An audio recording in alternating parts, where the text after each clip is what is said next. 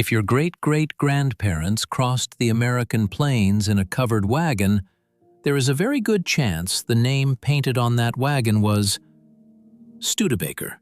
When the Union Army needed wagons in the Civil War, it bought Studebakers. By 1868, a blacksmith shop in South Bend, Indiana, had become the largest wagon manufacturer on Earth. And unlike every other wagon maker in America, Studebaker made the jump. Electric cars in 1902, gasoline cars in 1904. No American automaker, not Ford, not General Motors, could trace its business further back. For 114 years, the name meant one thing: you could trust it. Then, 2 weeks before Christmas 1963, the workers of South Bend opened their morning newspaper and learned their factory was closing.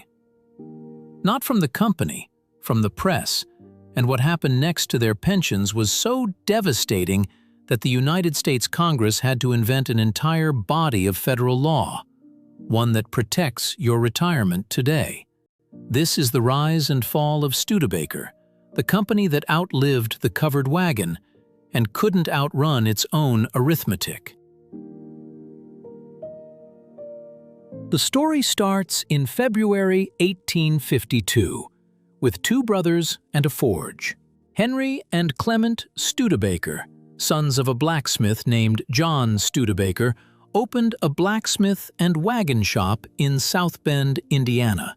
Within about 5 years, they were manufacturing wagons outright, and by 1860, the shop was turning out covered wagons by the thousands, the vehicles that carried settlers west, one family and one farm at a time. Then came the war. Between 1861 and 1865, government contracts for army wagons brought the firm a new kind of prosperity. Steady, at scale, paid by Washington. The Studebakers came out of the Civil War with capital, capacity, and a reputation stamped onto the side of every wagon in a supply train. In March 1868, the family made it official. 3 brothers, John, Clement, and Peter, each put in $25,000 and incorporated the Studebaker Brothers Manufacturing Company, with brothers Henry and Jacob part of the family enterprise around them. In one of the most brutally competitive industries in 19th century America, Studebaker clawed its way to the top, the largest wagon manufacturer in the world. Think about what that title meant in 1868. Wagons were the trucks, the family cars, the freight network of an entire continent. And one family in Indiana built more of them than anyone alive. Here is what makes Studebaker singular.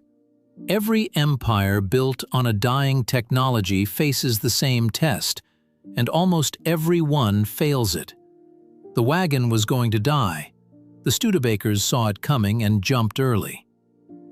In 1902, the company introduced its first electric vehicle. Yes, electric, in 1902. Gasoline-powered cars followed in 1904.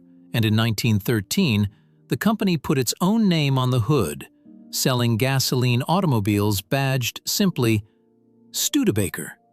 No other American automaker could claim a business lineage that old. The company that had outfitted the wagon trains now built cars in the same city for the grandchildren of the same customers. That was the promise embedded in the name. 60 years of it before the first car ever rolled. South Bend didn't just host Studebaker. South Bend was Studebaker, generation after generation, paycheck after paycheck, which is exactly why what happens at the end of this story lands like a betrayal instead of a bankruptcy. Hold that thought.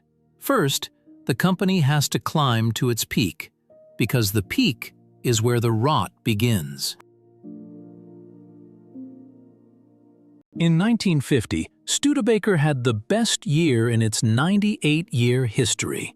Record sales, nearly 321,000 cars, a 4% share of the entire American automobile market, and 24,000 people on the payroll in South Bend. For an independent automaker standing in the shadow of General Motors, Ford, and Chrysler, 4% was a triumph. The post-war seller's market was a gold rush. America wanted cars faster than anyone could build them. But inside that triumph, a decision had already been made that historians point to as the root failure, and it belonged to Chairman Paul Hoffman. After World War II, the Big Three took strikes. Long, ugly, expensive strikes, and out of them came hard compromises on wages and benefits. Hoffman chose differently. Studebaker accepted every union demand and kept the line running.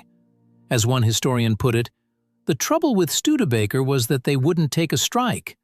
Everybody else took strikes after the war, and reasonable compromises were reached on wages and benefits. Studebaker didn't, and they never caught up. Understand why it looked smart. Every day of labor peace was a day of production in a market that bought everything you could build. The factory hummed, the sales records fell, and the cost of that peace was invisible. Buried inside every car as a few dollars here, a work rule there, compounding quietly like debt. And the money that record year threw off? It did not go where it needed to go. In its rush to ride the post-war boom, Studebaker failed to modernize its plants, failed to attack its high production costs, and let product quality slide. Why retool a factory that's profitable today? Why pick a fight with a workforce that's building everything you can sell? Because sellers' markets end. By 1953, the year of Raymond Loewy's gorgeous low-slung coupes, some of the most beautiful American cars ever built, sales had fallen by more than half to 151,576. 1 year later, 58,708. Read those numbers again. From roughly 321,000 to under 59,000 in 4 years, while carrying a cost structure the Big Three had refused to accept and factory equipment they had long since replaced. The cars were still handsome, the name was still golden, but underneath, Studebaker had become a company that lost money on nearly every car at any realistic volume, and almost nobody, inside or outside, understood how bad it truly was. One man was about to find out the hard way. His name was James Nance, and he ran Packard. By 1954, America's independent automakers were drowning one by one, and the survivors reached for each other. Packard, Detroit's grand old luxury marque, was led by James J. Nance, an ambitious executive whose board believed a merger was their only hope of survival. On the advice of Lehman Brothers, Packard bought Studebaker, closing the deal on October 1, 1954, without ever demanding an independent audit of Studebaker's operations. The merger didn't cause Studebaker's disease, it diagnosed it. When the post-merger accounting was finally done, the number that came back was a death sentence. Studebaker's overhead, the aging plants, the labor costs Hoffman had locked in, meant the company needed roughly 282,000 cars a year just to break even. Prior estimates had said 165,000. Studebaker had sold barely 82,000 cars in 1954. Nance had merged his struggling company into one that needed to more than triple its sales just to stop bleeding, and he learned it after the ink was dry. For the first time, the sickness had a number. What nobody had yet was a cure. The merged Studebaker-Packard Corporation spiraled toward insolvency. Nance resigned in 1956, the company entered a management agreement with the Curtiss-Wright Corporation, and Packard production in Detroit was stopped, with all remaining automotive work shifted to South Bend.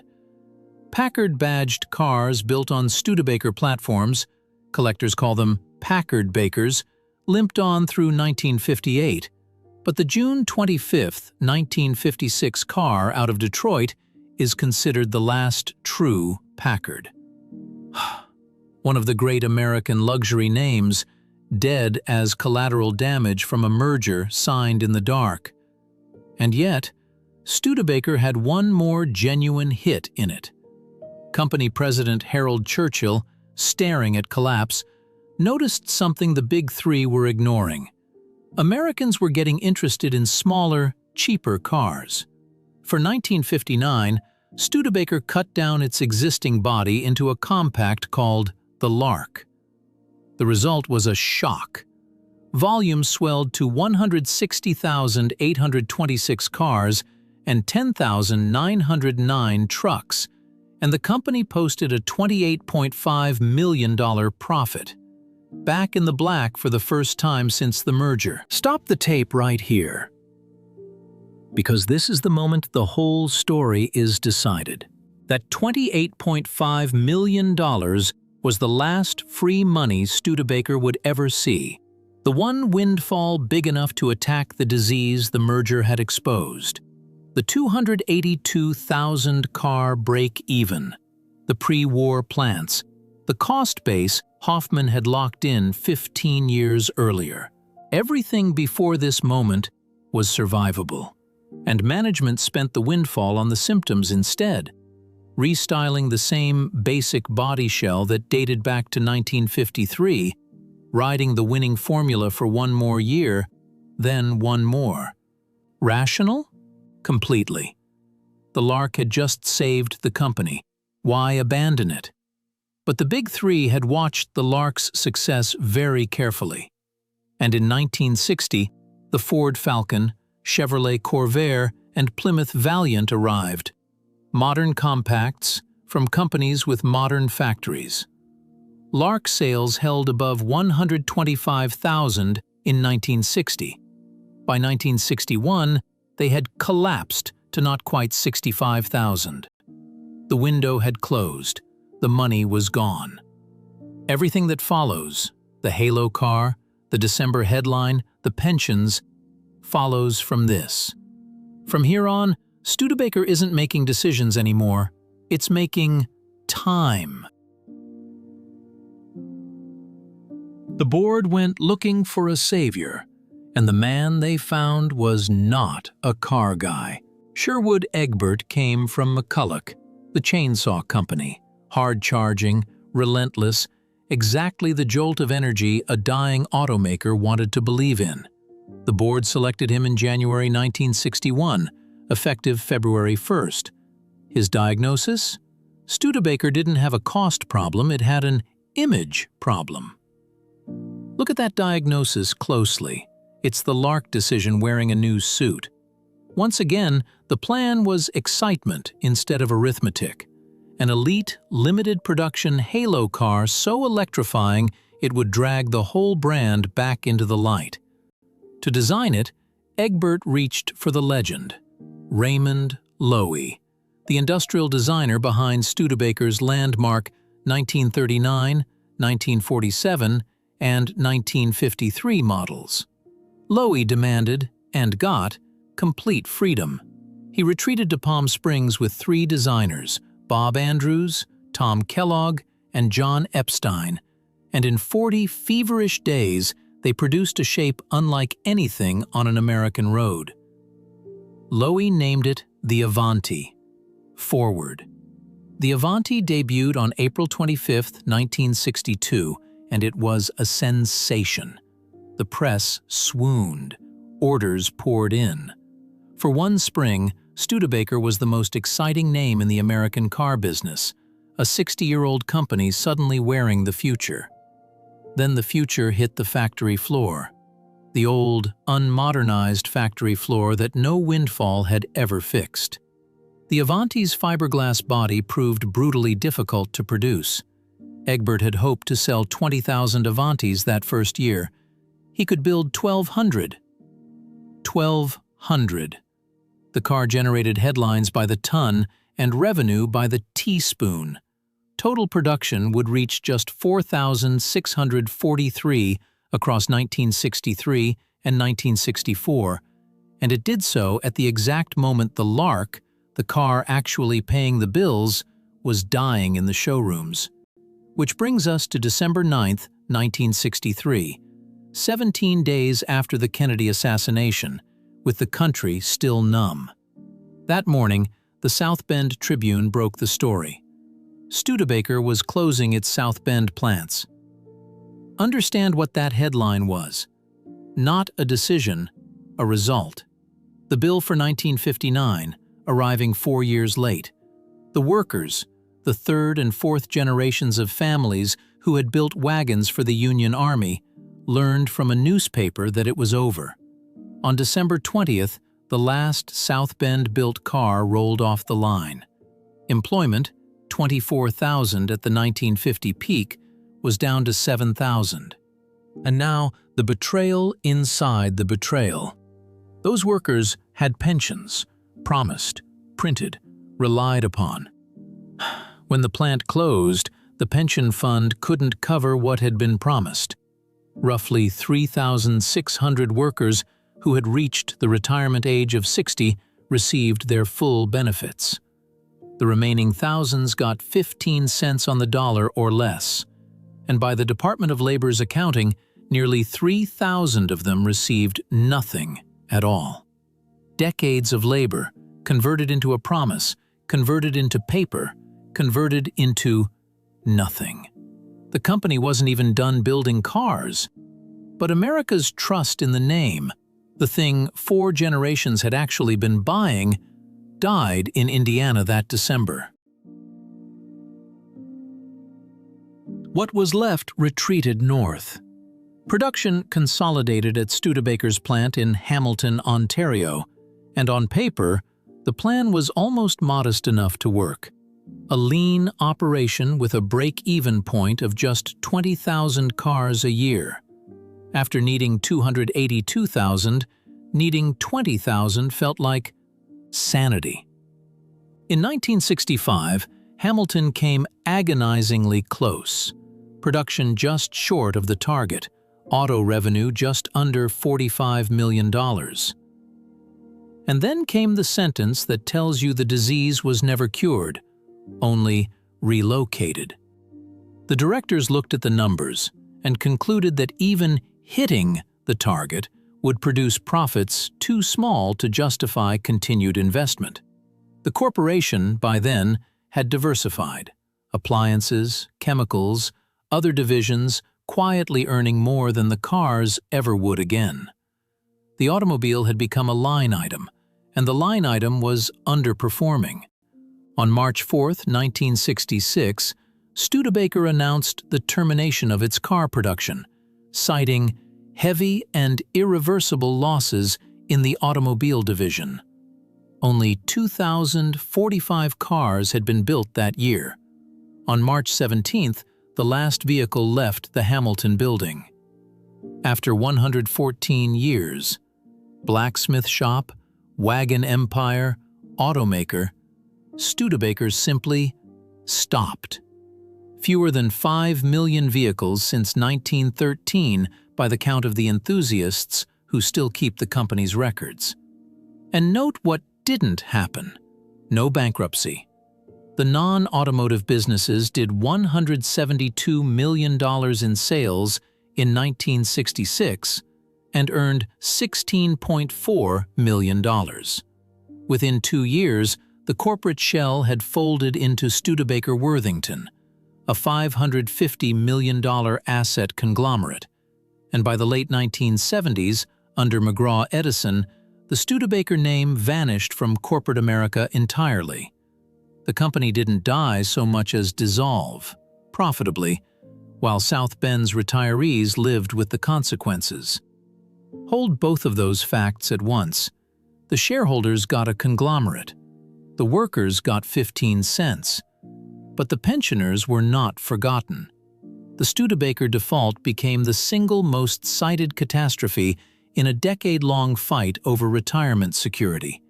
and on September 2, 1974, Labor Day, fittingly, the Employee Retirement Income Security Act was signed into federal law. ERISA governs and protects American pensions to this day. No single event is more closely associated with its creation than the shutdown of the Studebaker plant in South Bend. The company's most enduring product turned out to be the law written to make sure no company could ever do this again. 60 years on, the name survives where it began. In 2026, the Studebaker National Museum in South Bend is marking the anniversary of the last car with a year of programming.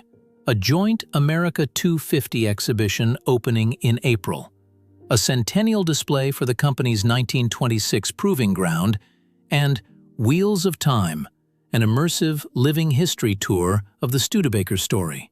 And one warning for the algorithm age. A viral video touting a 2025 Studebaker Electric revival made the rounds online. It was fabricated, a hoax, called out by Studebaker's own enthusiast community. There is no revival.